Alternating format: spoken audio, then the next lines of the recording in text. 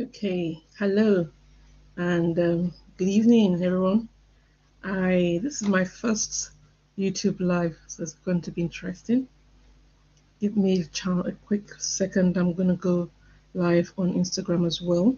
The topic we're talking about is three things holding most people back from starting their career in project management. Let's see. I think everything is set properly. Yeah. Okay. One sec. Let's get our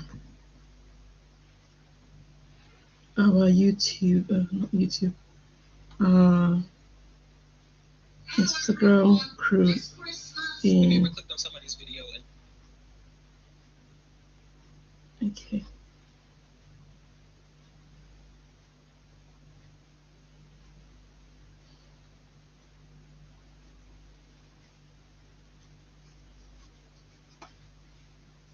All right. Hi everyone.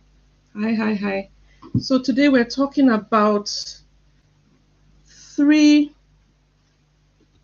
three things holding people back from careers in project management. I am live on both YouTube and on Instagram, so hopefully you can all hear me and see me all right. We're going to make a start, and people will join us as soon as they can, or they will catch the replay as we go along. Okay, so the first thing that stops people from starting their project management career or transitioning into project management is they think transferable skills are enough. I should Let's hold that thought. So my name is Ola. I've been working in project management for over the last 15 years. So I know a thing or two about project management. Plus, I have also helped quite a number of people transition into project management over the last 8 years, both on a private note and in my coaching business. So today is just going to be talking about the things that I've learned along the way and what you need to avoid as we go into 2026 and as you start to try and build that project management career. So that's what we're going to talk about today. Um, it is a little bit, I know that right now the market seems a bit tough. It seems like people are applying and not getting roles. Um, Companies are holding out on their budget. They don't want to spend as much as they were before. They're not recruiting. Now, there's always, the markets can be tough sometimes, but there are people getting jobs, right? And if you want to get a role, you still need to start preparing now for the new year. So this is why I'm giving you the information now rather than later on. So as I keep on talking as I'm talking about the points, please go ahead. If you have a comment or you have a question, put it in the chat box or in the comment box, and I will look at it and try to respond before this live is over. And if it finishes, I'll respond straight after. All right, let's do this. So the first thing is people think that their transferable skills are enough. Yes, transferable skills are very important. And we used to say that transferable skills, you can get a project management role with just your transferable skills. That is still true, but it's a little bit more difficult. You can't just say, except you are doing it the right way and you're going into the right industry. Let me put it that way. So you can use your transferable skills to get a project management role, absolutely. And your transferable skills are absolutely important for getting into making a career transition, full stop. But guess what? Everybody has transferable skills. You're not the only one with transferable skills. So how do you make yourself different? How do you um, become the green apple among all the red apples? How do you differentiate yourself? Right. So your transferable skills, while very important, you need to add to it. You need to be more than just your transferable skills. Is what I'm saying. Don't think you have if you because you have transferable skills or you've done 2 months of training somewhere, then that's it. Continuous improvement, continuous development is really critical, right? Because everybody can say I'm organized. Everybody can say I can communicate. Everybody can say I can multitask. But recruiters are being very, very selective now. Why? Because AI is doing a good job of helping everybody's CV look pristine.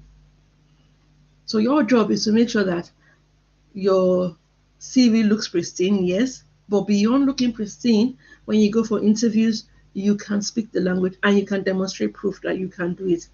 Okay, so the hiring manager wants to know wants to see what you have organized, what you who you have worked with, what problems you've solved. I'm just looking at my notes that I've made for you guys. So um, what problems you've solved and what changed because of you. I said it in one of my videos. That's it. Because remember that you are primarily, when they're looking for someone to take on a role, primarily you're going into the organization to solve a problem. So that's why they want to check. What have you done? Who have you done it with? How many people? Was it a matrix um, organization? How many teams did you have to work with? How many departments did you have to work with? Right? What did you do? What was the magnitude of what you had to do? What was the budget that was required? Were you working on a £1 million thing, or were you working on a £50,000 project? It matters. It's a different mindset that they used to look at you in both scenarios, right? So it's really important that you make sure you quantify and you talk about this in your interviews and in your experiences. Not even before you even get to the interview, you want to start making sure that that's you're you're aligning these things I've spoken about in your brag sheet, in your sheet, the sheet that you're keeping all your experiences in. And that brag sheet usually helps you when you start going for interviews as well. So it's a continuous thing, something you should always be doing. Okay. And guess what? The more you can talk about the things you've done, the projects you've worked on, how you've improved the system, the more you can talk about it, and they ask you a question: what was your challenge? What was the problem you had to solve? All those things. The more you can talk about those things, the more they believe you when you say you have project management experience. I notice that it's a bit dark, um, a little bit, so I'm going to try and see if I can brighten up what you see.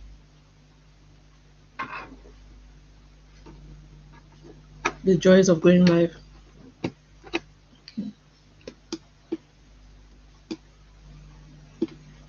Okay, I think it's a little bit better.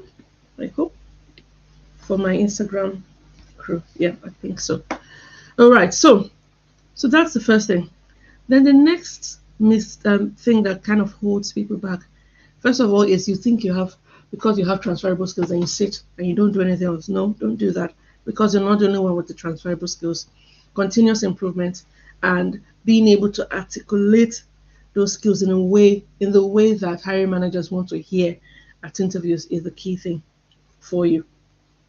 And if you have, while your years of experience are not the be all and end all, it doesn't matter.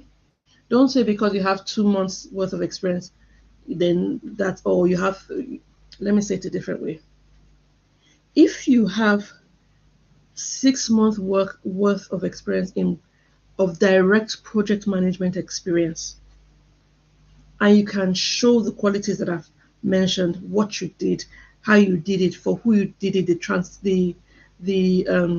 challenges you faced when you had to do it, and the results, the outcome that you achieved by doing it, and you are able to communicate that in a convincing way. They ask you counter questions and you are able to come up with good answers for each of the questions. They are more likely to recruit you than someone that has, quote unquote, 5 years worth of experience and cannot do the same, cannot demonstrate those experiences.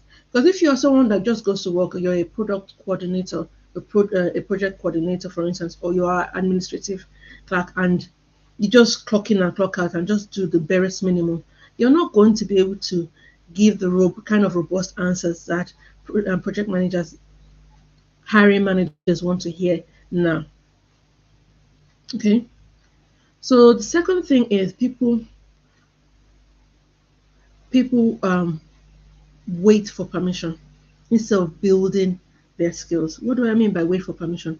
You are waiting for your big moment, somebody to give you a break at your workplace to get a role, someone to give you a job.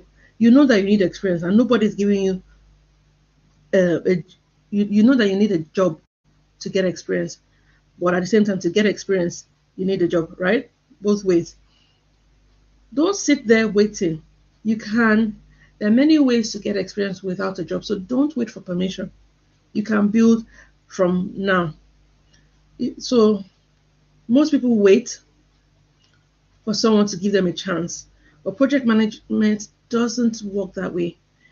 You don't break into project management by waiting. You break in by leading with small things that make the life of the work of your team easier. Small things. What can you do for your team? The reporting is scattered. Nobody understands what the report is. Nobody can decipher what the report is, where we are, what we've done, and what we need to do next. Can you make the reporting better? What can you do to make work easier for your team? You guys are missing deadlines. What is it that you can do? Create a small schedule. Who needs to do what when? When you do that, it helps to make sure that people can meet the deadlines. Anything you can do to make work in your team easy and better, you will be noticed for doing it. Don't wait for the title. Don't wait that I'm looking for something that is project management, because in your current role, there are things directly that can directly count as project management experience. So put up your hand, offer to help, offer to be part of the process, taking over notes in a meeting, sending clear steps, cleaning cleaning up a shared folder. People are always looking for documents. Do you know that there's a document configuration system? There's a way you label your documents so people can find things easily. Find out what that is. What is the standard of for doing version control, and start doing version control for documents in your department, in your team. That's a small thing you can start with, right? Um, Make a small list or a tracker, like I said before.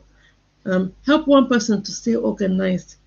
That is the beginning, right? That's where you start from. Now that is the smallest things you can do, that you can start straight away. And there are other things that can we can do in the corporate setting. You can get, if you're in a group, there are three teams not talking to each other. You can call the meeting, get the three teams in the same room to have the discussion, to get aligned. That's project management. You're getting people aligned when they need to be aligned. So if you can say you got three teams that were either in conflict or they weren't aligned on a solution, and you got them in the room and you objectively walked through the options that we had for the problem we're trying to solve.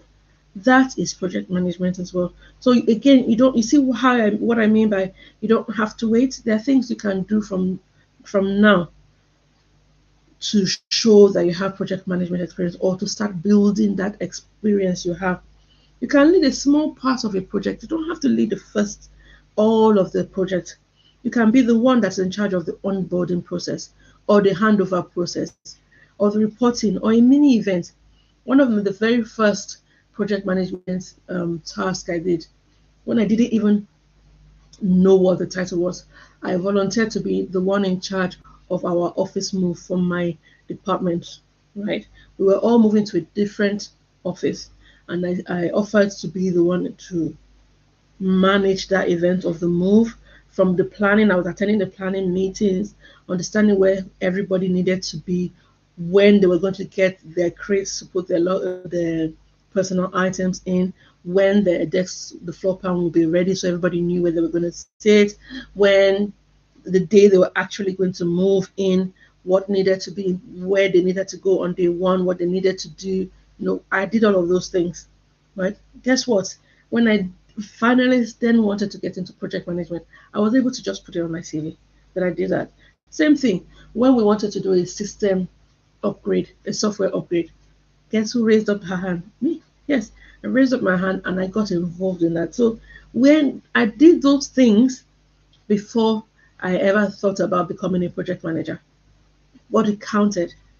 And luckily for me, or being blessed as I am, I was always, I happened to be volunteering for things in the IT department, even though I wasn't in the IT department at that point in time. But that was where I was volunteering, and that's where I got most of my experiences from. So don't wait for permission. Actively look for the opportunities around you. And if you can't find the opportunities, create your own opportunities. Okay.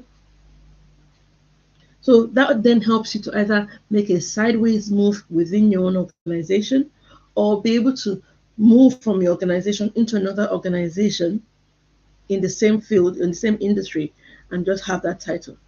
Right? So don't think because you don't have the title, then you can't start gathering project management experience. Okay? So I've given you the example. Well, if your team is missing a deadline, you can create the notes. You can make it easier. You can say, so this is the plan. I remember when we were doing that office move, I even created a countdown, 5 days to go. Have you cleared your desk? Have you backed up your computer? Have you arranged your documents? Have you saved everything you have? I was giving them the countdown of everything they need to do in readiness of the move and everything they needed to do by the time they came back in. And so there's so many ways to get involved in project management. It's people, we kind of overcomplicate it sometimes, and it doesn't need to be. Okay, so to grow in project management, it's also, now you get the role, you need to um, be open to continuous learning. I don't mean taking another long course. No, I'm saying learn to be better at the job you do have, to communicate clearer, to be better organized, to plan better, to use the tool more efficiently, and now be clear on how AI can improve what you do, how AI can help you make your process more efficient. Now, AI is not going to replace a project manager, but the project manager that knows how to use AI, that, or rather, let's say this way: the project manager that doesn't know how to use AI can be replaced. So just know it, right? Different organizations currently have different policies around using AI. Different organizations have different policies around using AI. And that's all right. But know what your organization what, know the policy for your organization and work within that policy. Know what the data privacy laws are for that, for it in your organization, and just work with those in mind. It will be different for other organization. Many organizations now, thank you for those that are joining. Many organizations now they have enterprise versions of the AI tools, so you'll be able to use AI within the context of the organization, and they will have training. If they have training, go for the training. And there are trainings on how AI is supporting project management now, free trainings. Go to the PMI website, you will see free training on AI in project management. So don't wait. Again, no excuses here. You can train yourself to be ready. So that's what I mean by continuous learning, not another set of certifications. No, it is getting better at communication. Because when you're communicating to stakeholders, the better you can communicate, the better you are at your job. And you are, because project management is, I want to say, that project management is 60, 70% communications, stakeholder management, because even the things that are not communication related, stakeholder related, like your planning and your organizing, you still need to talk to people to get the plan ready. If they don't give you the right information, if they don't give you all of the information, you still have a problem. So communicating with all your stakeholders and being on ground is really, really critical. Thank you for joining. Today we are talking about the 3 things holding you back in getting a project management career. And we first talked about thinking that your transferable skills are enough. They're very important. And for some people, it will be enough to get them into their sideways move. But remember, everybody has transferable skills now. You're not the only one. So go a little bit extra, do a little bit more. Don't be satisfied with just what you have. Okay. So we've talked, and then the second thing we talked about is being open to learning and communicating the right way. Then the third thing is that you don't understand how the job market works today. That might be holding you back. The companies today want people who can start adding value fast. Remember, I said it at the beginning. You are there to solve a problem. So they want to see that you can solve that problem for them. They don't want, no hiring manager wants to hire you and then have to micromanage you to do your job. No. Even if you're entry level, there is still a level of skills that they want you to come bring to the table. Okay, so there'll be trainings depending on the kind of role you get, but there are still some basics you want to know, and you don't want to be seen as someone that has to be micromanaged in the first place. So it's really important that you also are proactive in moving yourself forward. Okay, you don't understand the job market or you don't understand what the hiring manager is looking for.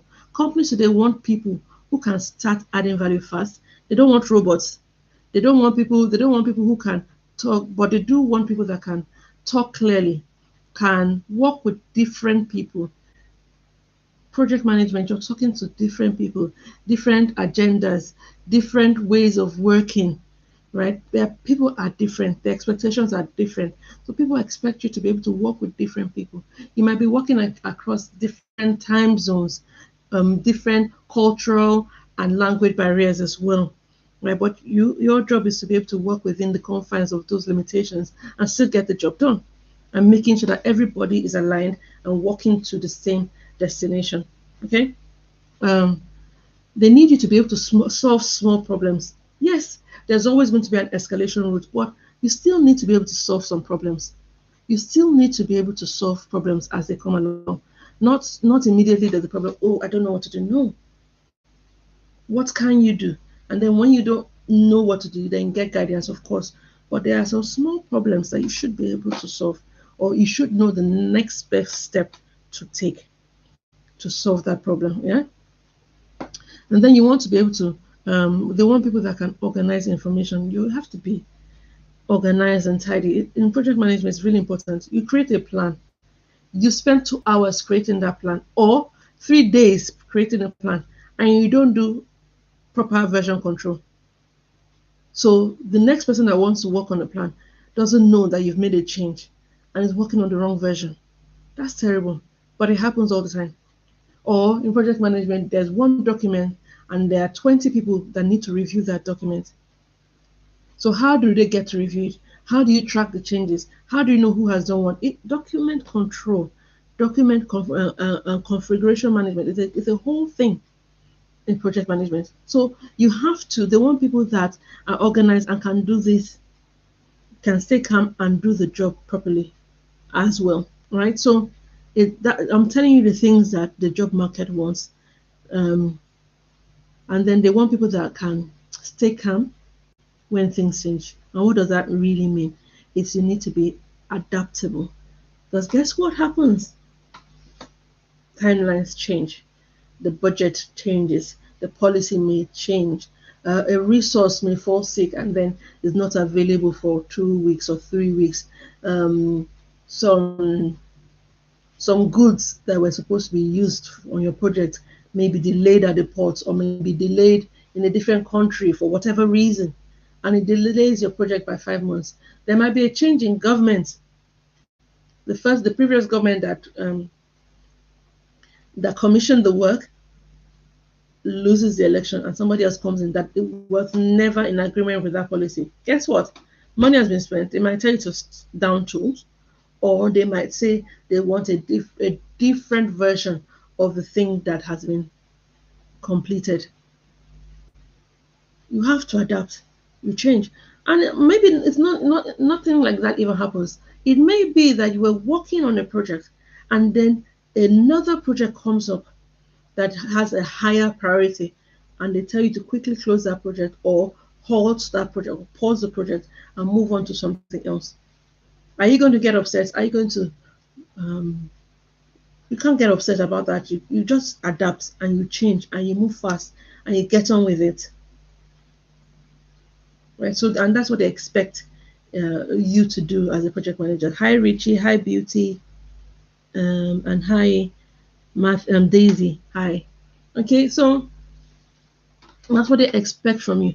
You are there to solve projects, solve problems on your projects. You are there to guide and anticipate the projects when they come out, when they're coming, before they come. That's what your risk management is for. Anticipate, and then when the problem, if a problem that you didn't anticipate occurs, you understand the steps to get a resolution to the project, to the problem, or you understand the next best thing you can do before you escalate. When you get clear on how to escalate, you see what it is. We don't want someone that makes the process harder. We want people that assist and make things work faster and easier on the project. You are solving a problem. You can ask the right questions. The way I'm talking, I'm hoping that you're getting ideas. I'm trying to help you see what in the mind of a hiring manager. What is the first thing that needs to happen on your project? How do you solve the problem? What is the problem that you really need to solve? What is the issue? Why is it an issue? What happens if this issue is not resolved? And what is all these questions determine how the next steps you take, because you might have a problem it's an issue to the project, but in the grand scheme of things, of the three other issues, it's a smaller issue because the scope of the project allows for it. Let me give you an example. You're you're building a website which needs to have a payment portal created, right? So somewhere that people can make payments. And you've already signed a contract with an organization to provide that payment gateway for you. 2 days before launching your website, that payment portal stops working for whatever reason. They've tested it before, it was working, and then it stops working. That's a big problem, wouldn't you think? Because that means that on day one, you won't be able to take payments. So that's one problem. And then another problem that could occur, maybe, let's see,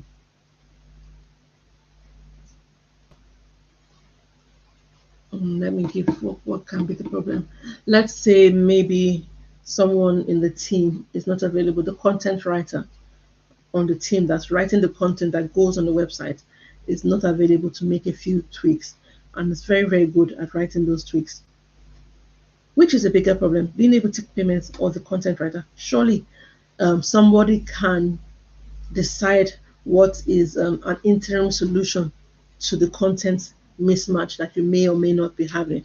So you as the project manager, or and not just you, sometimes you have to get people and bring people along with you on the journey. You decide together as a team what's the priority order of those problems.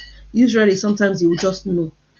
In this example, you already know, but sometimes you don't know all the implications. So when you need to solve problems on your project, you really need to first and foremost understand what the problem is. Understand what is this problem? Why is it a problem? What happens if we don't solve it today? And if we don't solve it today, if we can get away with not solving it today, how much time do we have before it becomes a major issue? You need to understand that. What will it take to be able to resolve it? Who do we need? There are problems that to resolve it is going to cost us 5 million, and to tolerate it will cost us £5,000. Again, you see that there's some priority calls that would need to be made. Those are the kind of things, and those are the kind of examples, if you have, that you want to be using. You want to be showing how you had these kind of problems. You walk through the system to solve it. If so, you now know what the issue is. Or rather, you now know what would happen if the problem is not solved immediately, right? Then the next thing you want to do is, okay, now we know this is a grade one problem. We need to solve it. How do we do it? Department A says this is exactly how we need to solve the problem. We must go to we must start campaigning now for whatever reason, right? Another department says no, but we cannot start the campaign until XYZ has been approved by legal. Just an example, right? Both of them are right, but we can't do both. How do you decide? You get the right people in the room, right? You may, before you get, you can either get them in the room, you articulate what the options are. You can even do it together collectively with your team. Articulate what the options are. After you articulated the options, you do the impact analysis. Everything I've been talking about is kind of impact analysis, right? You do the impact analysis. If we solve it, what is the cost to solve it? What is the impact on everything else that we're doing? And what is the time, what amount of time will it cost, take us to solve the problem? You do that, and then you will make a decision based on the impacts of each of the options. And then your you present your solution to your executives, and then they decide what the best route to take is. You see that in project management, you don't have to do it all on your own, but those are the steps you take to get to the place where a decision is made. Okay, so and that's how you do problem solving. That's the way to do problem solving. Now, when you finish the problem solving, I always like to add, I always want people to think about the lessons that they learned. Why did the problem come up in the first place? What are we going to do differently so that the problem doesn't occur the next time? Even if it's not for your project, for the next project that may happen in your organization that is similar to the one that you are doing. You always want to think about that. That's a sign of a good leader. You're not thinking about just yourself, you're thinking about the organization as a whole. For those of you that are just joining, I'm streaming live on both YouTube and Instagram, so that's why you see my eyes darting that way. Okay. So you see that you don't need 5 years, 10 years of experience to be able to do what I just described on your projects. You just need to know that this is what they're looking for and start demonstrating it in every project that you're in. You need to put yourself in the space, do the boot camps if you must, or keep on getting practical experience. Keep on getting practical experience. Keep on putting yourself in opportunities where you can build your experience. Okay, and you keep on winning that way. So you build your proof and you put it in your brag sheet or in your document, and you keep on building. Because ultimately, we want people that can solve problems, not people that know what is in a textbook, or that not just people that have um, passed and gotten their certification. No, it's more than that. So those are the things you want to do. So my challenge to you now is, I've talked a little bit about the things that might be holding you back. What I want you to do is, let's go a little bit deeper. Think about, I've talked about the things that you need to be able to articulate as your skill. Don't just say you organize. Say how you organize and what was the outcome of your organization? What did it do for people? What did it do for the for your company, right? Don't just say I organized meeting. No, I I took meetings, I took minutes for meetings, for all our executive level meetings, making sure that the minutes were sent out in a timely fashion, and the actions were clearly followed up, leading to efficiency where previously minutes were sent out 48 hours after the event, but now after I improved the system, everyone got their minutes and got their actions in 30 minutes after the event. Right. What did you do? You see, I've talked about what it was before. What is now is because I took over and what I did. So I want you to go deeper on how you can do this, right? Pick one thing you can take ownership of. I've shown you all the ways that you can take ownership.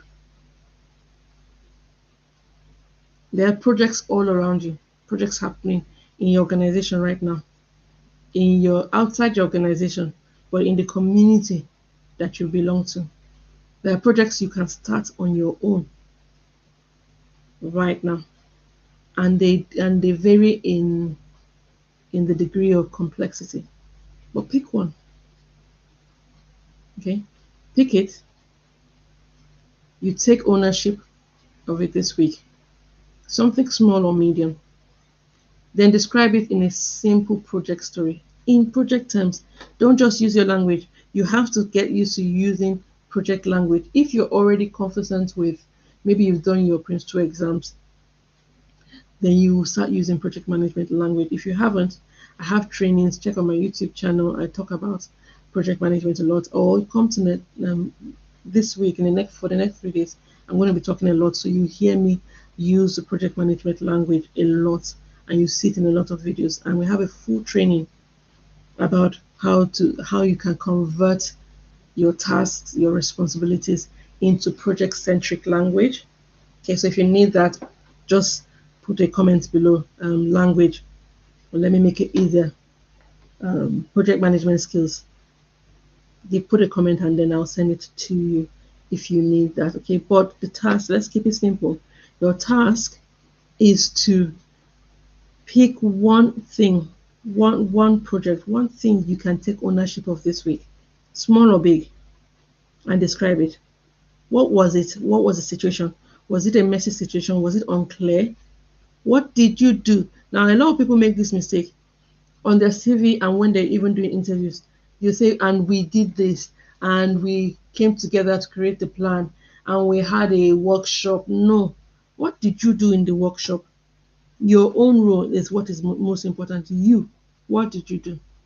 Were you there was a problem? Were you the one that got the teams to come together? Were you the one that created the plan? Did you do the optioneering?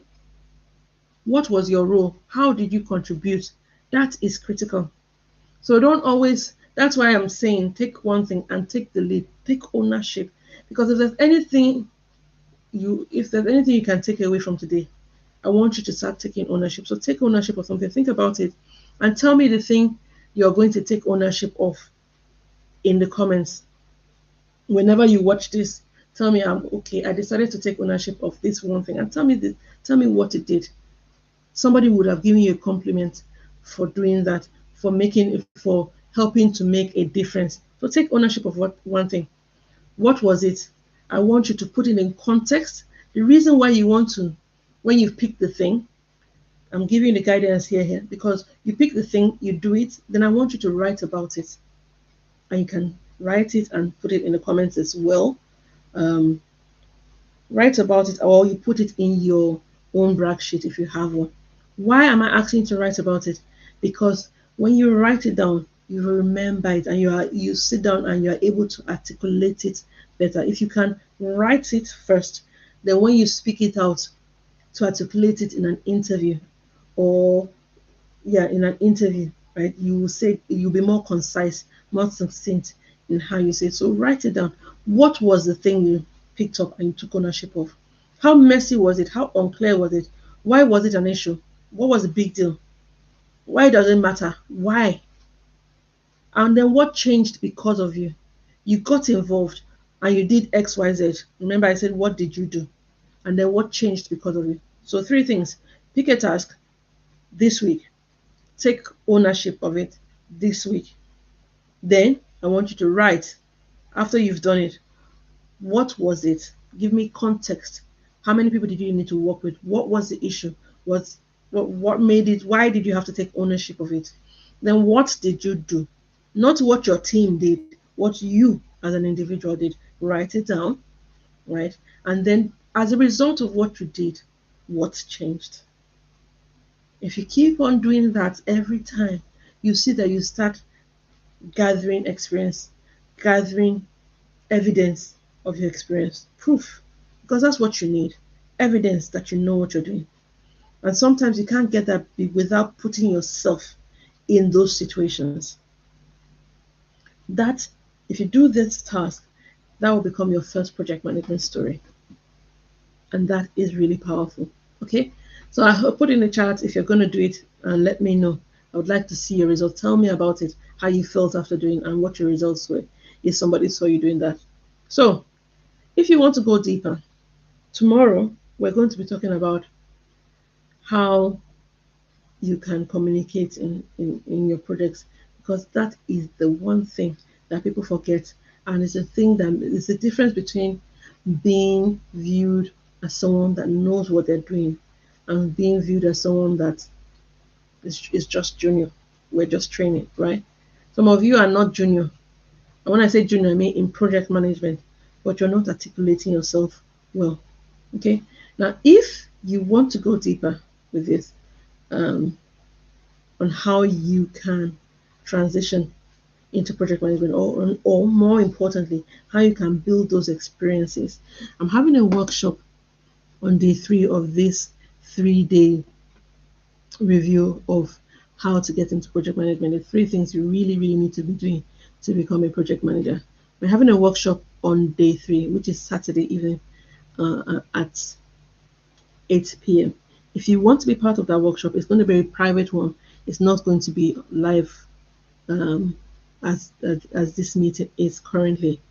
You need to comment the word workshop or DM me the word workshop, and I'll send you a link. It's completely free, but we're going to deep dive, and I'm going to show you. We'll do more examples of this articulating your experience. If you're not sure of how to pick something you can take ownership of, tell me where you're working, tell me what's going on. Just look around what is going on around you, and I'll tell you what to do, what you can take ownership of if you dare to take on this mission of improving yourself and writing your first project management story.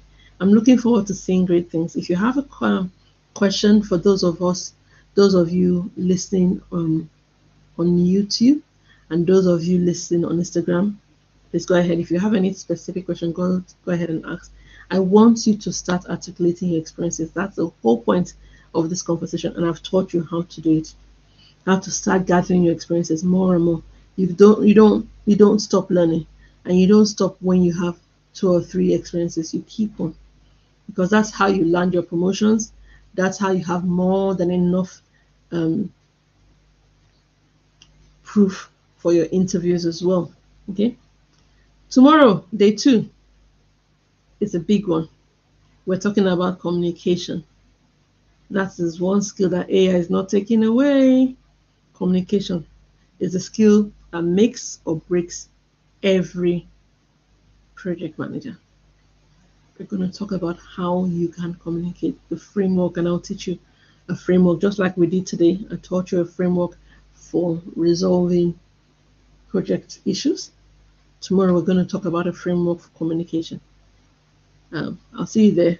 Don't forget your assignment. Do the assignment, and I'll see you tomorrow. Tomorrow's class is live like this as well, 6 p.m. And I look forward to seeing you there. Don't put it in your reminders, and I'll see you in class. Have a good evening, everyone.